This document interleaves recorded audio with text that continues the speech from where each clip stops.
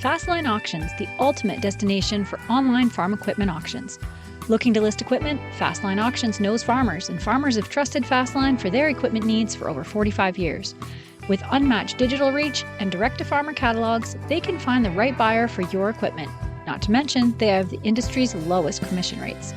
If you're looking for equipment to buy, you can bid with confidence. No buyer premiums, no reserves, just integrity.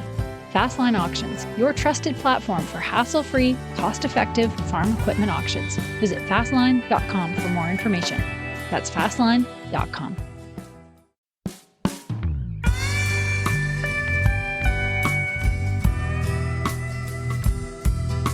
Stories behind the ag brands we love and the ag brands we love to hate. What color is your tractor? With Chrissy Wozniak. Hi, I'm Chrissy Wozniak, and welcome to What Color is Your Tractor? The company that we're featuring today is the maker of the world's first 100% electric, driver-optional, intelligent tractor. My guest is co-founder and CEO of the company, and he has nearly 2 decades of hands-on experience in translating creative visions into products for startups, all the way to Fortune 50 companies alike. Since 2016, he's focused his efforts in ag tech solutions, building teams to develop and scale the next generation of robotic solutions for mobility, food, and automation. From Livermore, California, I would like to welcome Praveen Penmetsa of Monarch Tractor. Thank you so much for joining me today, Praveen. Thanks a lot, Chrissy, for having me on board. Yeah, and we've got some great news today. We're going to start out, though, usually an episode of What Color is Your Tractor, we're looking back in time. So from the days of John Deere and Abe Zimmerman, revolutionizing the way that agriculture was done in those days. But today we're looking forward. Innovation and technology are once again revolutionizing the ag industry. So let's start out by talking about how Monarch Tractor was started. Where did the idea come from and who was involved? Yeah. So, Chrissy, that's a great question, right? And on this momentous day when we're delivering our first tractors, it's kind of a good flashback for me to go all the way back.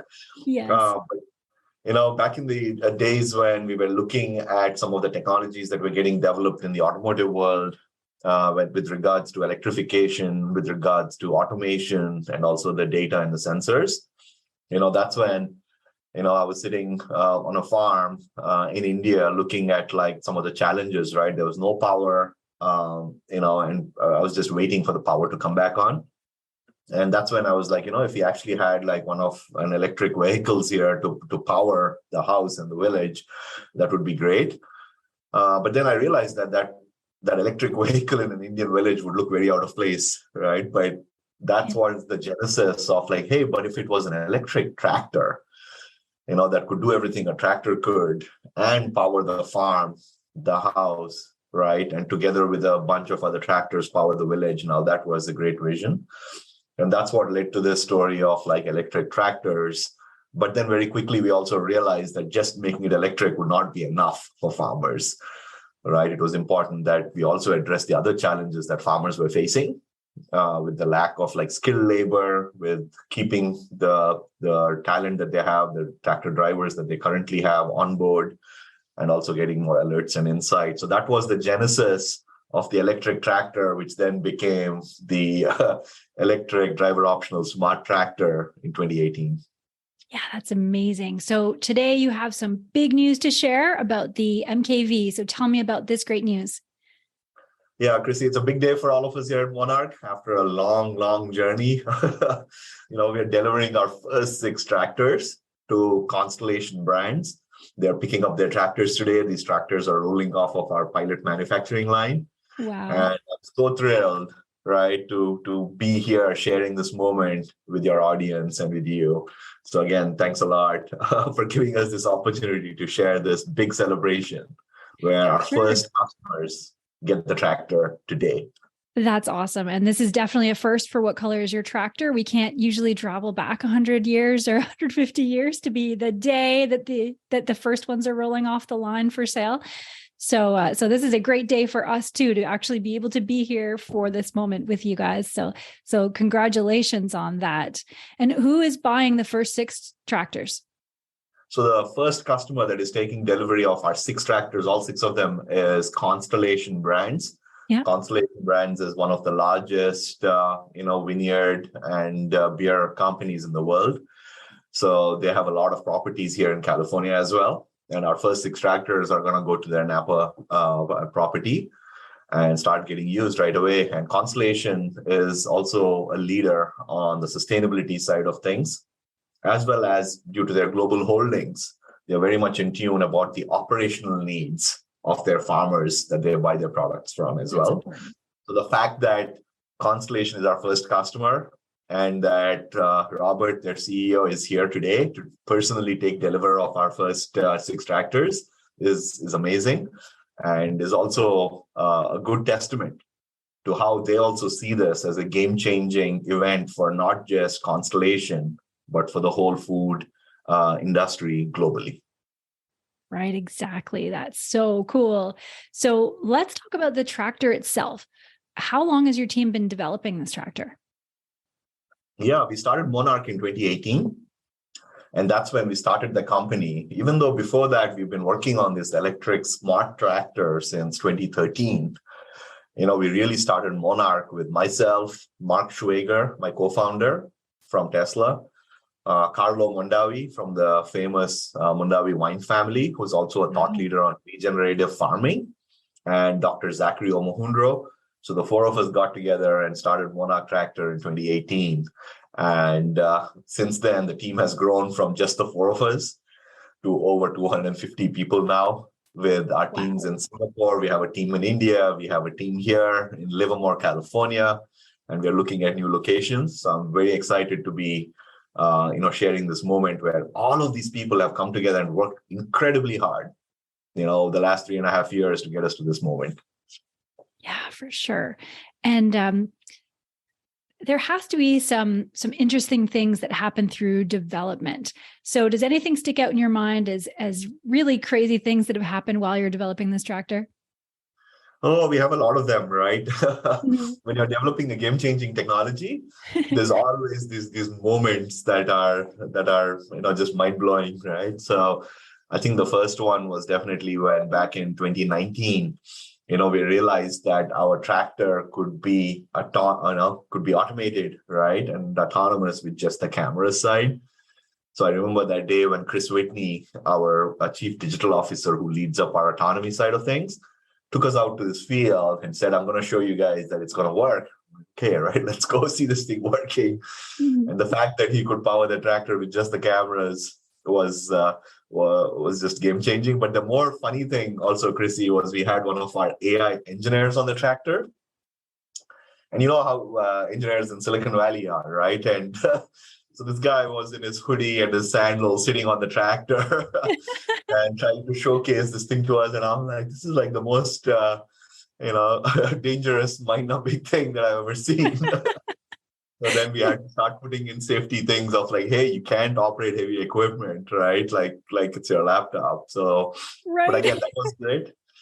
But the second big moment, Chrissy, was also when we took our first tractor that we built to the wine symposium, the Unified Wine Symposium in Sacramento, and we had it in a closed-off tent. And we had our first group of farmers there. And this was a momentous occasion for us, right? Because we didn't know how the farmers would react. And this was back in 2020. And we wanted to make sure that farmers saw the benefit here. And when they walked up, they saw the tractor and our cameras recognized them, right? And flashed the stuff up on the screen. And they were like just blown away that the tractor cameras can actually recognize them and respond back to them, right? And the tractor talk back to them. It was just a game-changing event. So cool. And that's when I knew that farmers are going to be accepting this technology, right? And the farmers are ready for this. So those are the 2 things that come to mind. But again, we have a number of them. And I would be remiss if I say that we don't have them on a daily basis in some form or another even now. And there are so many features of this tractor that we can talk about. First of all, let's talk about how the MKV serves as a 3-in-1 electrification tool. What does that mean? So one thing that we realized in working with farmers right from day one, right, even when we were just 7 people as a company, we hitched a tent in one of the vineyards, and that became our R&D site. And that's where our software engineers lived and kind of basically started testing the tractor on a day-to-day basis, right? And we still have that site today, except, we have offices and things there. So, Chrissy, what we learned very quickly is there's what the tractor does, but more importantly, there's all the other operations that go along with the tractor. And our whole thing is it's not about the tractor, it's about the farmer and the farm operations. Right. So even though we are called Monarch Tractor, for us, it's more important that we allow the farmer to conduct their operations in an efficient and sustainable manner and make them profitable, right? So for us, the way we did that was by making it all electric, by making it automated, and by making it smart. The farmers get the diesel savings, and now just the price of diesel today is just through the roof. And when we started the company, it was a lot less, but even it's only gotten worse since then. So farmers get to realize the diesel savings. They get to also reduce emissions, and hopefully in a future world, they'll be compensated for that. The second part of it is they can use their existing people more efficiently without wasting their time by making them sit on this tractor in a straight line, just going up and down rows, right? Pull them off. So that gives them more efficiency with their existing people. But more importantly, the data side of it, which is the third device, right, means that we can also be targeted in where they can apply their resources. If the cameras can tell them, hey, there's something going on here, you need to check. The supervisor can then directly go there and look at those things instead of going up and down, scouting the whole farm. But more importantly, our tractor now acts as not only an energy device on the farm, we are a mobile generator, we are a tractor, right? We're also a scout. So there's a lot of different things that we do for the farmer, but all of it comes down to two things. Can we make the operation more efficient and more sustainable? And can we make the farmer more profitable? Yeah, that's it. And that's really the starting point, right? It doesn't matter what ideas you have. If you can't, farmers deal with razor thin margins. And if we can't generate profit through this and save them time, and then what's the point, right? So that's what I really impressed with Monarch Tractor, and that you're really thinking about all of those things and having a mobile generator wherever you go. Imagine you need to do some welding, or you can just bring it right out to the field, right?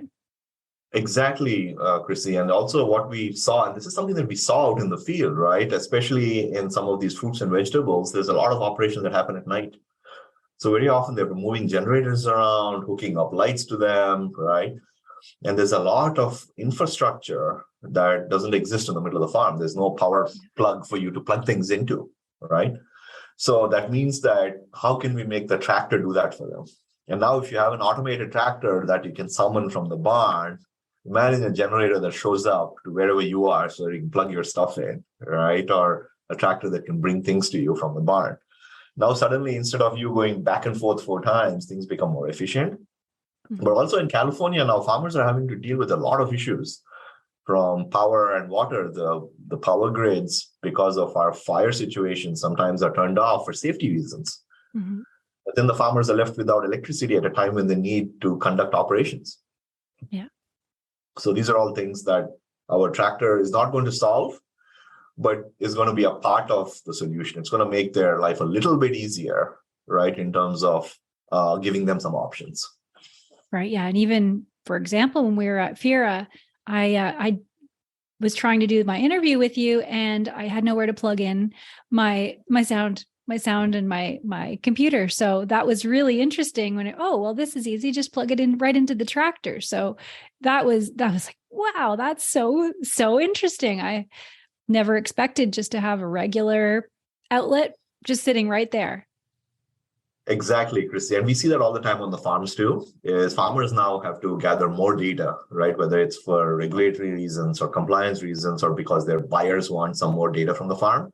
So each time they go to the middle of the farm to do a soil sample or collect some data on the crops, you need power out on the field there. So the fact that you can just take a sensor, attach it to our tractor, right? Boom, you have electricity, and you can move it down the row and collect data easily is a game changer. Yeah, for sure. That's really amazing. So what about this? So this is obviously an electric tractor. What about horsepower and torque? Are we losing anything there?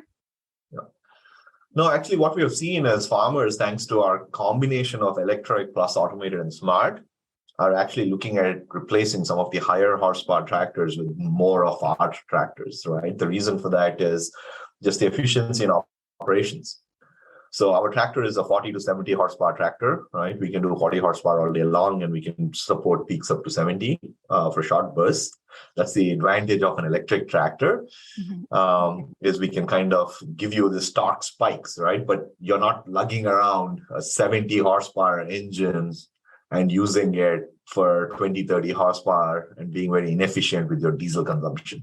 So our tractor is actually more efficient from that standpoint. And also when you're doing things like mowing or stuff like that, farmers are coming to us and saying, hey, we're going to buy 2 of your tractors, attach a mower, and since it's automated, we can run more of these operations. We don't need a 70 horsepower tractor with an 8-foot mower, right? We'll use your 40 horsepower tractor, with a 5-foot mower and do 2 passes, and it's still cheaper for them. Wow. And when they said that to us, that was a moment for us, right? That was when we knew that, okay, we're now solving the farmers' problems. We're not giving them something that they have to figure out how to replace equipment or do other things. They are the ones who are coming up with solutions and saying, we love this, we're going to use it in these ways. And we're like, great. Yeah, that makes sense. And then what about the battery? What's the battery life and how long does it take to charge?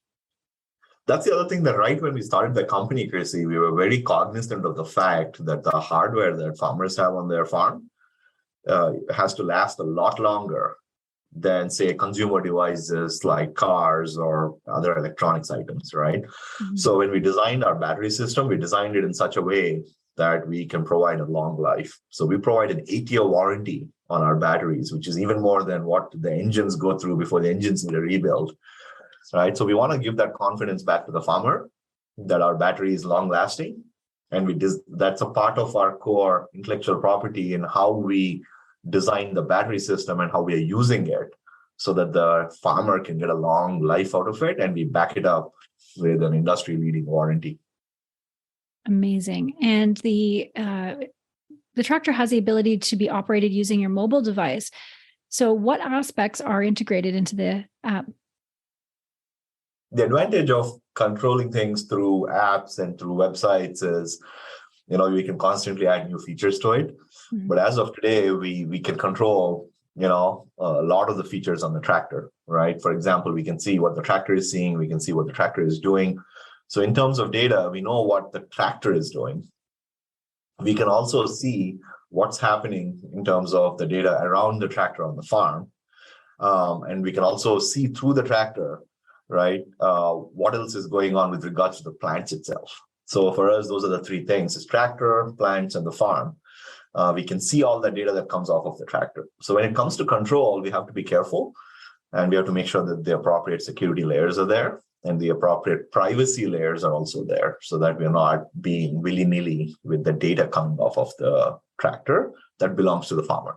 So what we try to do there on the control side is we have some security regiments, but you can control the tractor. The tractor will give you alerts saying, hey, there's an obstruction here, or I see something that is not right. What do you want me to do? So the farmer can actually control the tractor and the tractor operation. The farmer can pause the operation, the farmer can resume the operation, or the farmer can just stop the operation. Mm. So that gives the farmers incredible flexibility. It also makes them efficient. But Chrissy, the big thing here that we have accomplished, and I'm very proud of, is we have done this in such a way that existing tractor drivers in the fruits and vegetables market can actually operate this. And that's what I'm incredibly proud about. Right. Because if you think about the big equipment that's on really large farms, right, in the Midwest, and for that, the big combines, the big tractors, they require a fair amount of training. They're quite complex machines. For us, the challenge is we have smaller tractors, and the skill set of the tractor drivers sometimes is they don't have that kind of training. Especially these days, right? Especially these days, right? And also, but they have a lot of insights, right? They know what's happening on the farm. So how can we combine those 2 things? So we made our mobile apps and our webs so graphically usable that within a few hours of training, we are seeing this with our customers, tractor drivers, is within a few hours of training, they can operate the tractor And within like 1 to 2 days, they're running the tractor in automated operation. So I'm incredibly proud of the fact that our tractor works with existing people and existing implements. That's really great. And so does it integrate with other leading ag software that farmers and growers would be already used to? That is our vision. Not as of today, but again, thanks to our partnership with companies like Trimble. Yeah. Trimble is one of our investors. So we are already doing some R&D activities, and I'm hoping that we can announce more integrations with all the other software and hardware pieces that are on a farm. That's the other thing, Chrissy, about us is we have very much an open ecosystem kind of a mindset at Monarch. At the end of the day, the farmer should have maximum amount of flexibility on how they use their data. If they want to take that data and use it in other farm management systems or with other implements or other hardware, we want to make it seamless for them. Yeah. And again, it comes back to my two things. It's not about the tractor. It's about the farmer and the farm operations.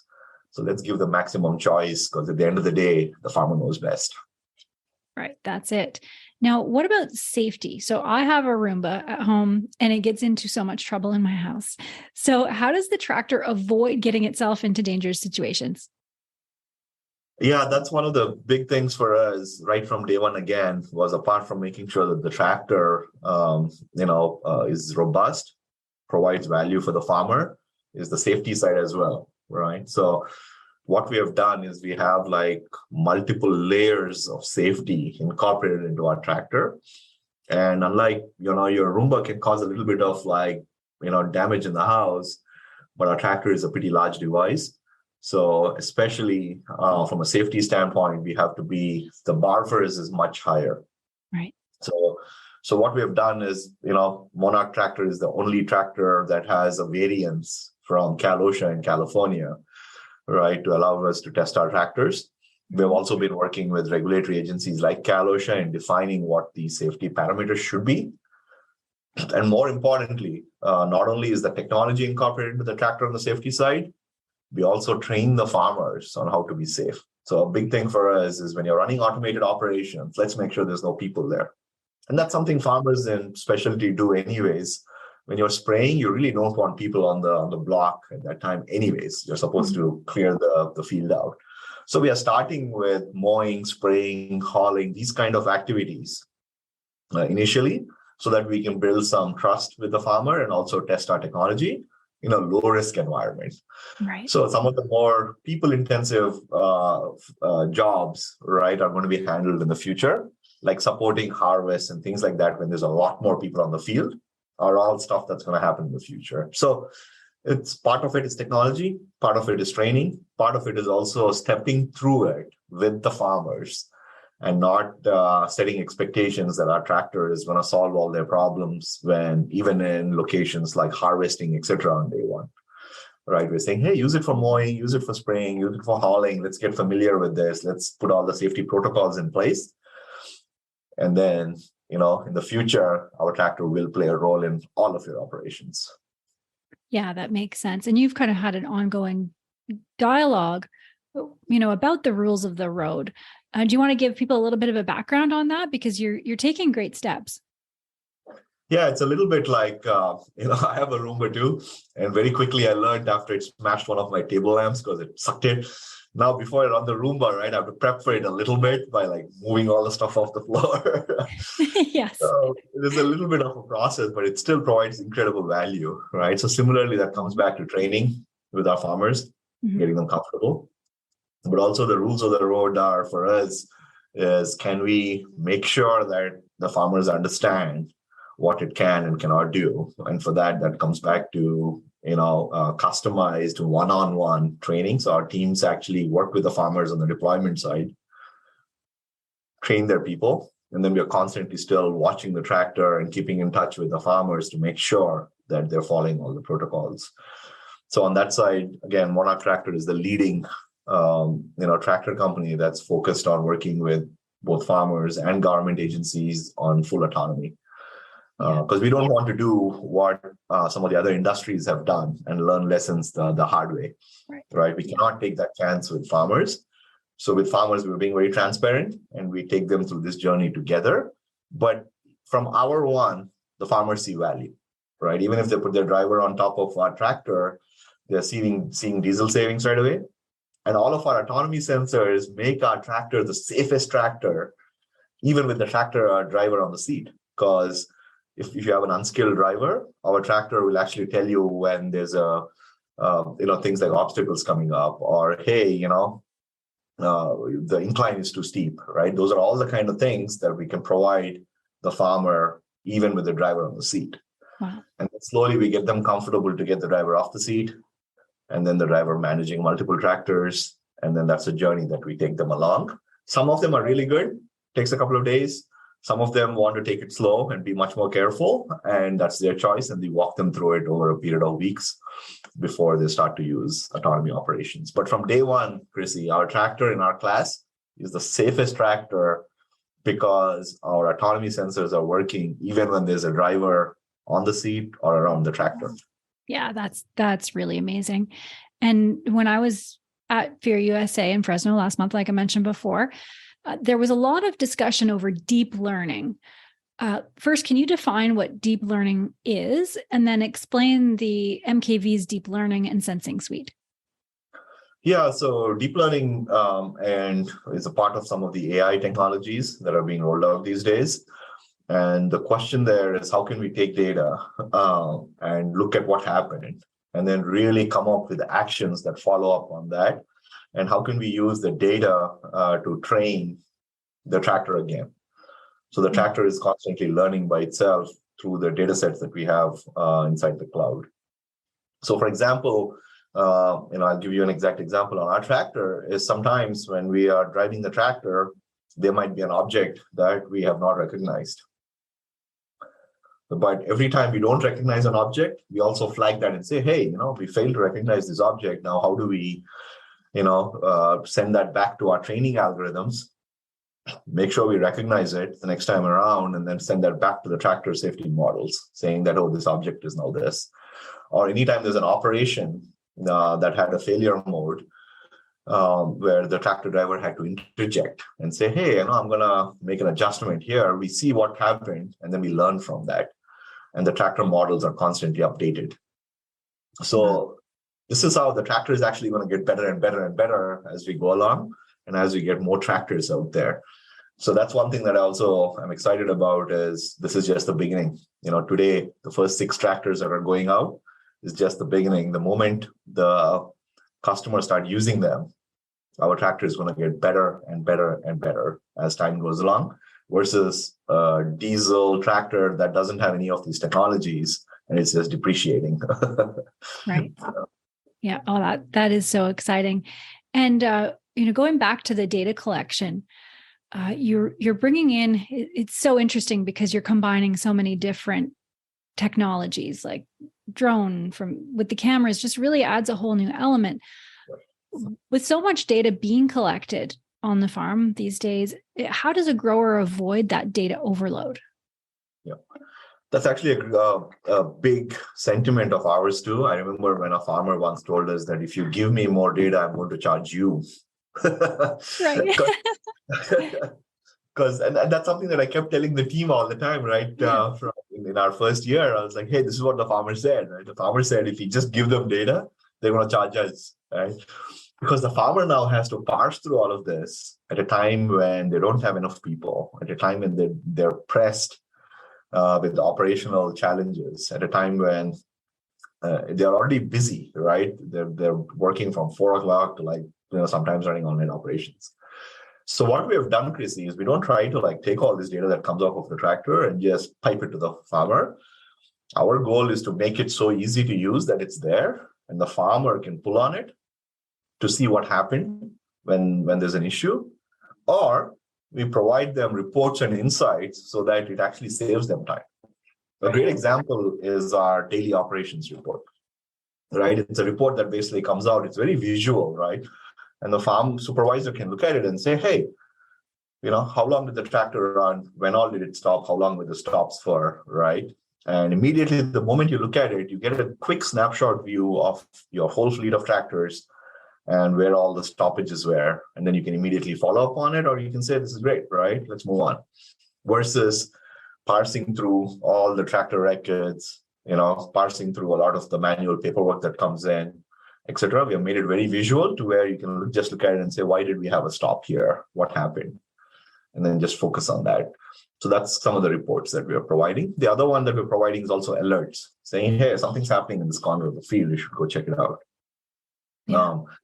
And we have tried to replicate this based on what farmers are already doing, right? Mm-hmm. In specialty, we noticed that some of the vineyards, the tractor driver would sometimes stop, jump off the tractor, and put like a red solo cup on a plant because he wanted the supervisor to come back and check it because something was off, right? That there was some discoloration or there was some infestation or something was going on. So we said, hey, how do we make that easy to where the tractor driver can, drop a pin, and the supervisor can just look at the camera data and say, hey, that's weird, right? What's going on there? Or even and then the next step is using deep learning. We can train the video data to next time capture those things and send an alert directly to the supervisor. So those are the kind of data things that we're trying to do instead of just giving all this data that comes off of the tractor to the farmer directly. Because again, I always go back to that. If we just give them data, they want to charge us. Yeah, such good points. And so where you are in California has a lot of unique challenges. Not only does the state provide nearly a third of our vegetables, 2/3 of our fruits and nuts, but that's why it's called the breadbasket, right? But factors like water shortages and fires and a lot of difficult government policy and regulation as well, that makes it challenging to not only farm, but also to manufacture. So what led you to the decision to focus on California ag? Yeah, when we thought about it, Chrissy, like the fact that a lot of the electrification began here, a lot of the autonomy technologies began in California, but also we're like just less than an hour away from, Fresno, Modesto, etc., where a lot of our customers are located. That means that basically this is the ideal place for us to start, the ag tech transformation. Right, we can bring all these technologies together and work with farmers at the same time. So that was important. You're absolutely right. There are some challenges with respect to regulations, with respect to some of the compliance issues. But also we got to remember that California also provides tremendous incentives.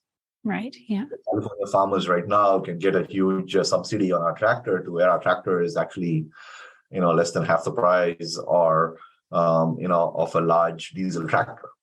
Right, so California farmers really also support. Yeah.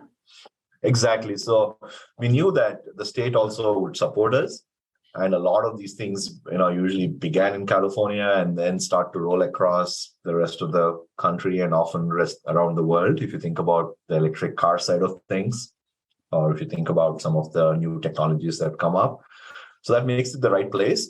But also, we're excited about our manufacturing partnership with Foxconn, and the large volume manufacturing plant is located in Ohio. So I love the fact that our tractor is designed in California, but is going to be built in Ohio next year. Yeah. And we're going to deliver these vehicles to farmers around the country. So that's a great combination of both technology and manufacturing expertise, right? And I can't think of how else to bridge California and Ohio in terms of designing California, built in Ohio. And that's a fantastic thing for our tractor. Yeah, that's amazing. And I know today is a day you want to celebrate and really savor today. But what are your plans for expansion? Like you get that manufacturing happening in Ohio, and then what happens after that? Are you really planning on covering the U.S.? And so what are those plans? Yeah, we have gotten a lot of interest from farmers around the whole country. And now that we're delivering tractors, we expect that to pick up even more. Existing customers are starting to come back and place more orders.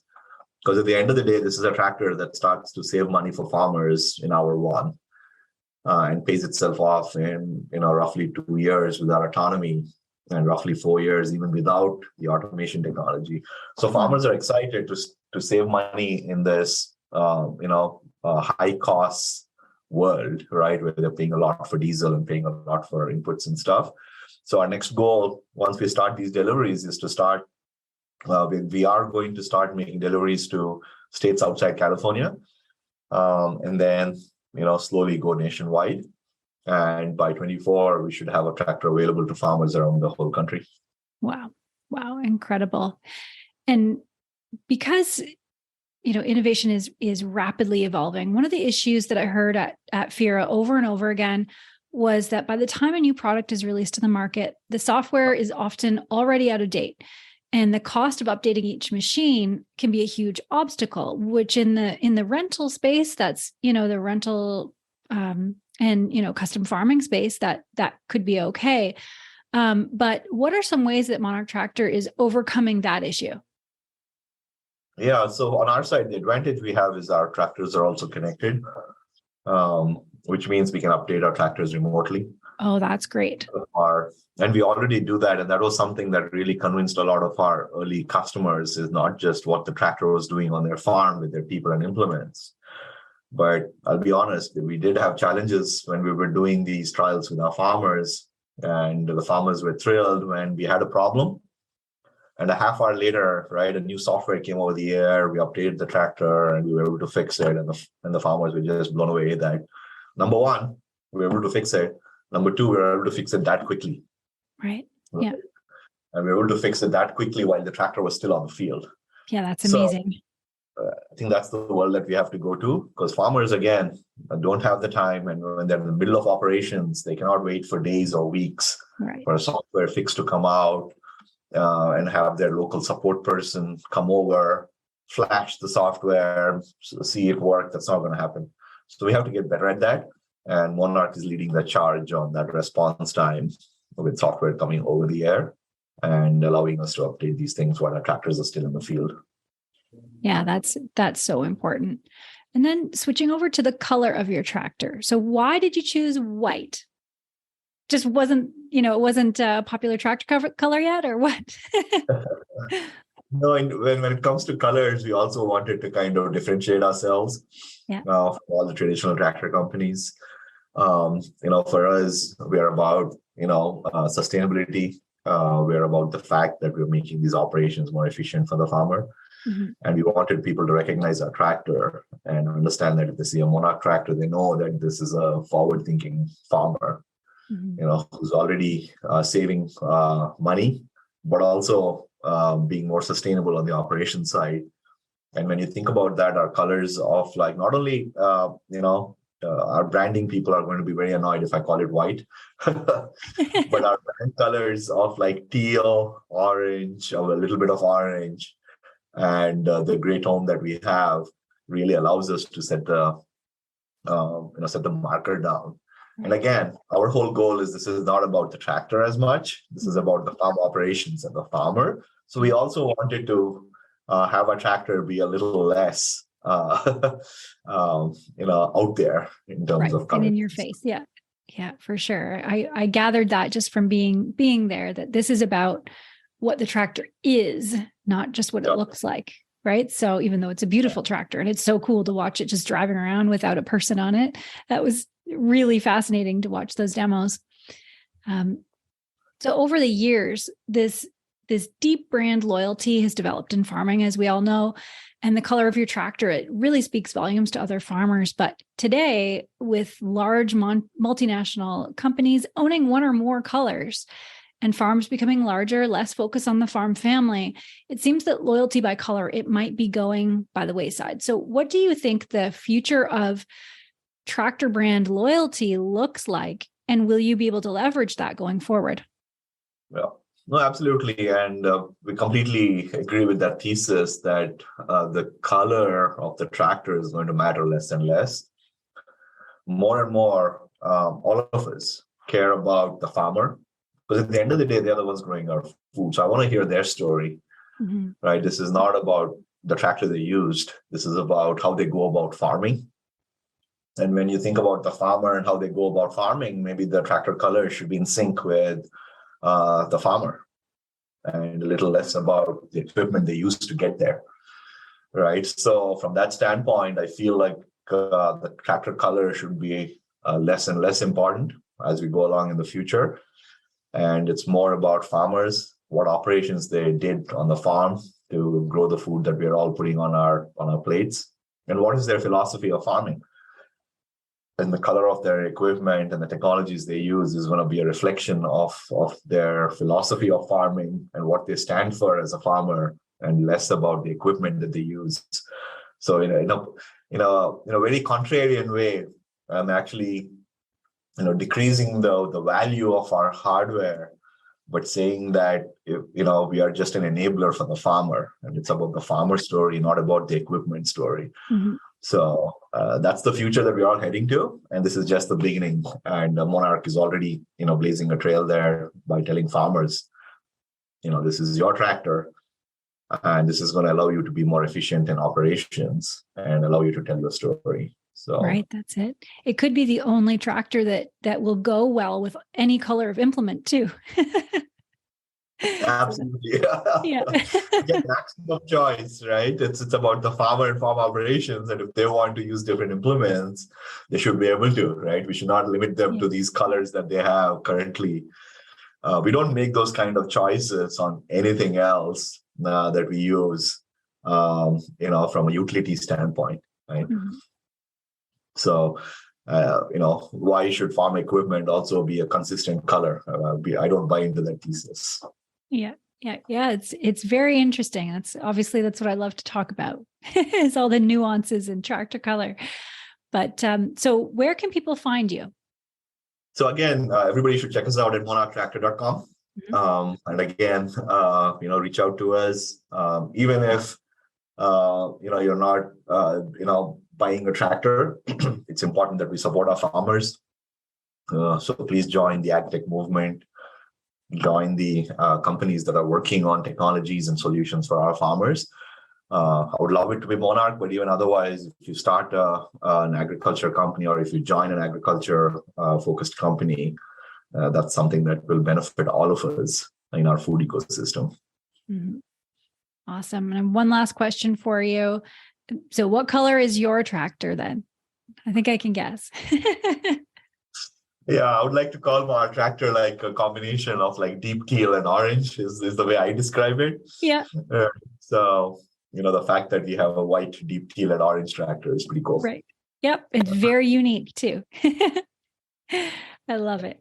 Well, thank you so much for joining me today, Praveen. What a great conversation. So interesting to learn and look forward. No, thanks a lot, Chrissy, and for supporting the farmers and the farmer movement. Awesome. And and I'm just honored to be here on this day that's so important as they're rolling off the line, right then. That's pretty awesome. And congratulations.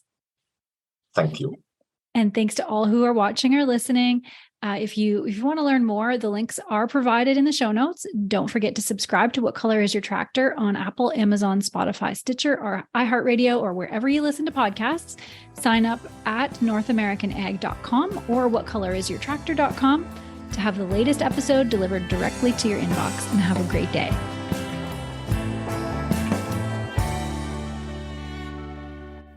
Thanks so much for listening to What Color Is Your Tractor. I hope you learned something new about the brand you love or hate. If you're a manufacturer who would like to apply to be featured on this show, please visit whatcolorisyourtractor.com/contact and fill out the form.